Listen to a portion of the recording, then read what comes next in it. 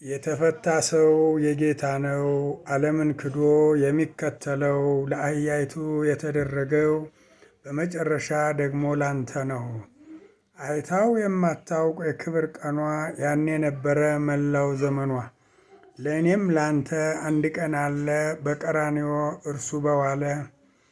የእርሱ መከራ ለእኛ ደስታ ሆኖ እናያለን በውርደት ፋንታ።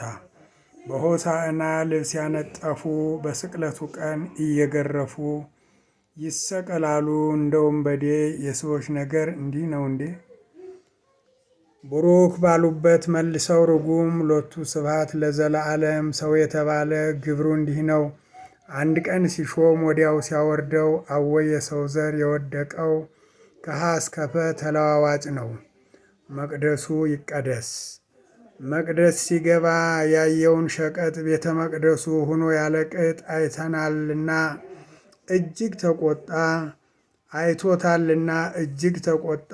እየገረፈ ከዚያ አስወጣ። የጸሎት ቤቱን ስላቆሸሹ አባረራቸው ሁሉ እስኪሸሹ። ዛሬስ ወገኔ ከእኔ ጀምሮ እንዴት ቆሸሸ በደሙ አምሮ። አልነበረም ወይ እንዴት ቆሸሸ በዓለም ክፋት የተበላሸ።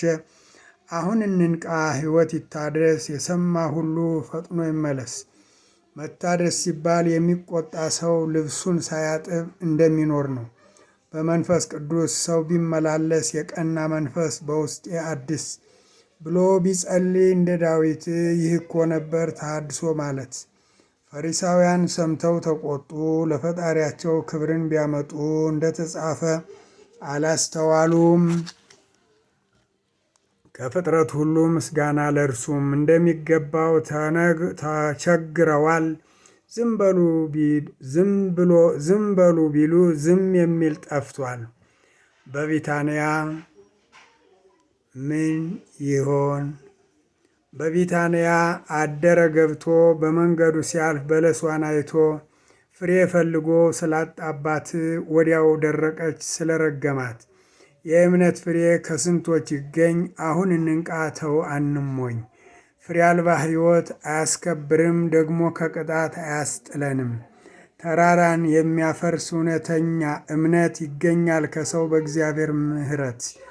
በጾም በጸሎት የምትለምኑት ከግዙፍ ችግር ነፃ የምትሆኑት ትእዛዝ በመስማት እሺ በማለት በሥራ ቦታ አለመገኘት አያስደስትም ታላቁን ጌታ ለሚታዘዙት ባለውለታ። እያስተማሩ እያነበቡ ካልተገበረው አይደል ከልቡ። ከሕግ እግዚአብሔር በጣም የራቁ ይቀድሟችኋል፣ ይህን እወቁ።